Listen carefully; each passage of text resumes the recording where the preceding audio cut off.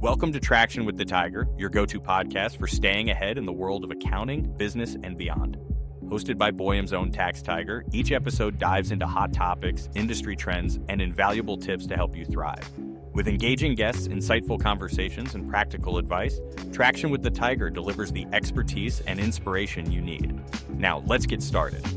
Welcome to Traction with the Tiger. I am your host and Tax Tiger, Chris Wittich. I focus on moving myself, my clients, my firm, and the profession forward. Today, we have a special guest, a very special guest, Jake Kriegler. He is an audit partner here. He started about when I did, like 20 years ago. End of 2005. Yep. Yeah.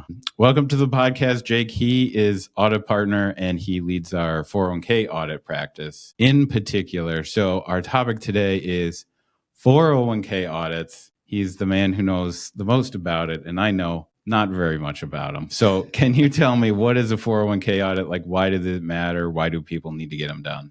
401k audit in general is essentially required when you pass 100 participants within your plan. It's a requirement by the DOL, and it gets filed, which is the Department of Labor. It gets filed with your Form 5500 that gets submitted to the IRS. So once you pass that threshold, they want independent accountants looking at the activities and making sure that, of the plan, the participants, are the companies following those plan provisions, and are they in compliance? Yeah.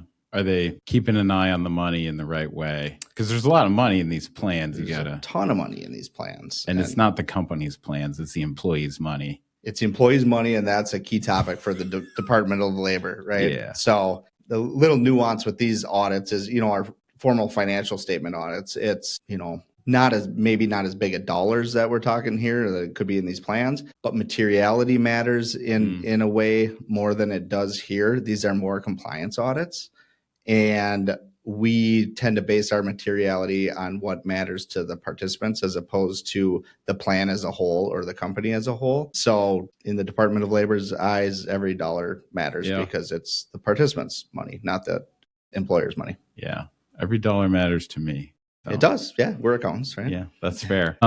So it's 100 participants. Is that like 100 active employees, or what if there are people who are still in the plan, but they left the company before? How does this 100 number? Because that's the magic number. That's the magic number. And there's, certain rules around that I can explain here in a little bit. But so a few years ago, it used to be that it was 100 eligible employees, which meant you didn't have to even be participating in the plan. But if you were eligible, it counted towards that audit threshold. Okay. They changed that three or 4 years ago, that now it's account balances, participants with account balances. So that can be active participants. It could be terminated participants that still have a balance. It did lower the number of audits required because the simply being eligible didn't count towards that threshold. Okay. But going forward, it seems like a lot of 401k plans, and certainly the IRS and the tax law, is encouraging people to auto-enroll, like new employees at least. Yep. So it seems like that's where it's headed, where all the eligible people, they're going to get automatically enrolled. Unless they're grandfathered in with the previous plan but all the new plans are going to probably have that auto-enrollment feature, which can be a good thing. It is an area where we see a lot of mistakes on some of these plans where, the plan sponsor, the administrator, assumes that things are happening correctly, but it doesn't happen. And then say we come in, 6 months after year end to do the audit, and the whole year they had missing auto enrollment. So it can add up fairly quick on what those kind of penalties or corrections might be, especially if there's an employer match involved too. Okay. Yeah, that's interesting. Seems like there's just a lot of parties involved. You got these TPAs, like the custodians, you got the payroll. Yep. You got to get it going correctly in the payroll system, which is maybe somebody else or a different, provider. Yep. It's a lot of cooks in the kitchen. And some of these, providers play well together and others don't. Yeah. Right. So, obviously the best setup is to have this, what they call 360 integration, where the payroll is talking to the custodian record keeper and all the changes kind of flow through automatically. obviously the plan sponsors are still getting reports and notices when things are changing so they can monitor that and make sure it's happening correctly. But it flows pretty smoothly. And honestly, as an auditor, we like to see that because we can rely on some of the controls at these service providers to either cut down testing or just, get that warm, fuzzy feeling. Yeah, right? Absolutely. What are some of so when are these things due? You were saying they get filed with the 5500s? They do. Yeah. I didn't know that. I don't do 5500s, I guess, for that very reason. Yep. So for a 12/31 year end, December 31st year end, which is most of the plans that we audit are those. It's July 31st is the first filing deadline. Yeah. With extension, it extends out to October 15th. So, and to be honest, most of these get extended. Nobody extends. Okay. So October 15th. So a lot of it's, summer work into the fall. What are the biggest mistakes that people are making? Is it the auto-enrollment, or is it sort of in how they're administering the plan once it's up and running? What's the biggest stuff Yeah. Well, as I mentioned, auto-enrollment is a big one. If that's not happening correctly, things can add up pretty quickly, especially if there's a lot of new hires throughout the year. Timely remittances is a big topic at the Department of Labor too. If the employer's holding on to the money too long, like we said, it's not their money. Yeah. So they like to see that segregated from the company accounts and then given to the participants as soon as administratively possible. Some other ones are related to the plan provisions and how compensation is defined. And a lot of those mistakes happen when the payroll system isn't set up correctly and marked as eligible or ineligible compensation. You'll see it on bonuses and, employers will say, we're just not going to withhold or defer any 401k employee deductions on this bonus, even though it's eligible compensation and the employee didn't necessarily elect to not have that withheld. Okay. So that's those are probably the three biggest ones that we find when we're going through the audits. So what do you do when you find those? Like you find a company that's didn't know, they weren't doing it on purpose, but they've not been withholding on the bonus. Is this the kind of thing that they just start doing it correctly going forward, or like how do they make it right for the past year because they've been messing it up? They have to go back, and it's called the missed deferral opportunity on that compensation. So the IRS has a pretty good fix-it guide out there. So you can Google that IRS fix-it guide related to the retirement plans, and it gives a bunch of different scenarios on mistakes that have been made and the corrections for them. But essentially you'll go back, see what should have been deferred on. The employee got the money, right? Yeah. Into their paycheck. Yeah.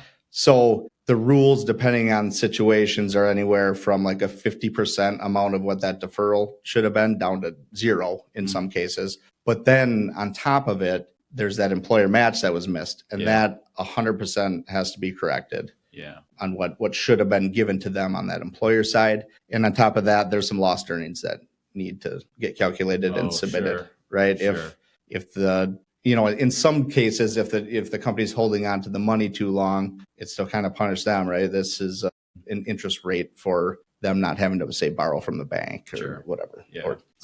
Okay. That's interesting. How do we do audits differently? What do we do to help get people ready for these things? Sure. How do we consult with them all year round? Yep. Really open communication throughout the year is key. Right. If it's a new audit and say you've never been through an audit, it's not the end of the world. Right. We're a buffer between you and like the IRS and the DOL. You want us catching what's going on and what's, mistakes that have been made, because we can help you correct them. And you're not going to get penalized for that through us. Now, typically the Department of Labor will work with you on, they don't want to be, penalizing these plans so harshly that it hurts the participants, right? Sure. So typically they're pretty good to work with. And especially if it wasn't intentional, right? If it's intentional, that's a totally different thing. But, so really documentation throughout the year, I think is key on, being able to explain yourself. If say we come in after the fact, we can look at what you did, say, yep, that looks good. Or, hey, we didn't quite get this right. And let's make the proper corrections. If the Department of Labor, the IRS comes in and they see that you've got all this documented and what you did, and you can explain it right away, Makes their lives easier. They're a little easier on you then. Yeah. So, and for us as a firm looking at these audits, we get that they're compliance audits, right?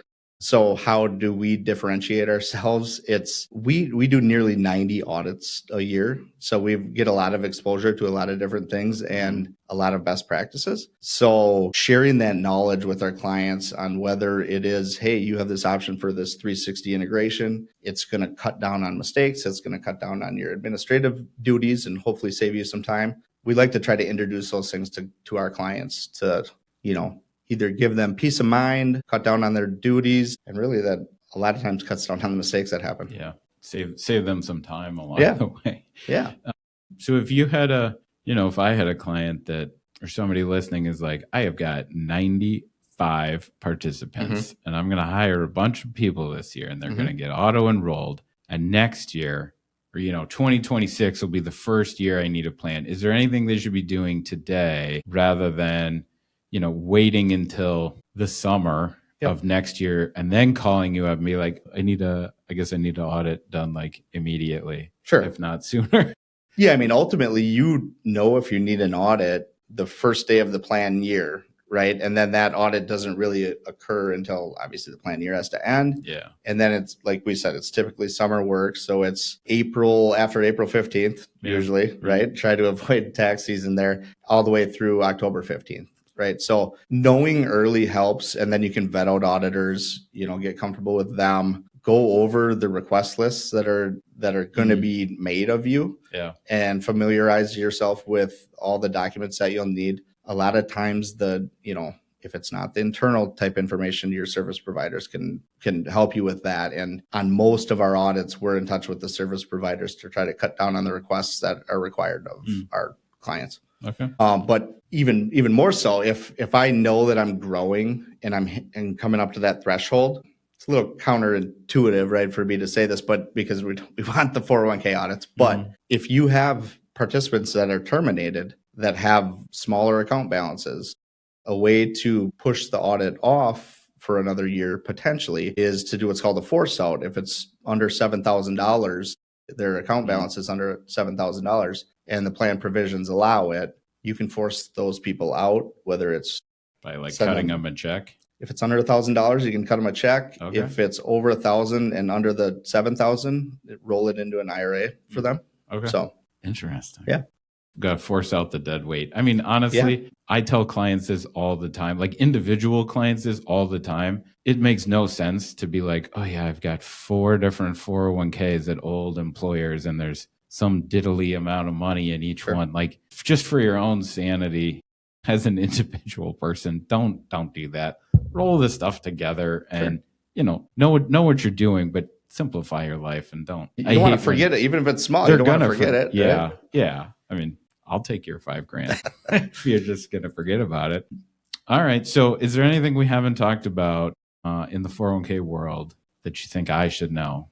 As a guy who knows very little, I know about 10 minutes worth of 401k material now. Yeah, just that the laws are ever changing, right? We've got that Secure 2.0 that came out, so there's provisions related to that. They're trying to make options for to give employers to maybe match on student loan payments. Oh, And, certain things are happening where like the catch up contributions. So if you're over 50, you can, make extra contributions to try to bulk up that retirement account so you can actually retire.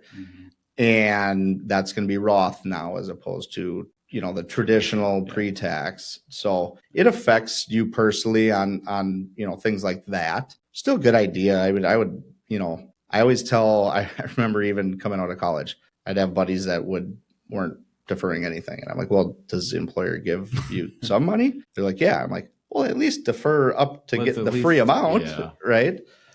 Yes. So, and whether, then there's options, right? If you want to save more, you can do it personally on the side or, through the plan. Yeah. Free is a good price. It is. That's I always take that. Free is always a good price. Free and tax deferred and fringe and yeah, it's amazing. All right. Well, thank you, Jake, for joining us. I hope you found this interesting and useful. If you did, share with a friend and subscribe for more Traction with the Tiger content. Thanks, everybody.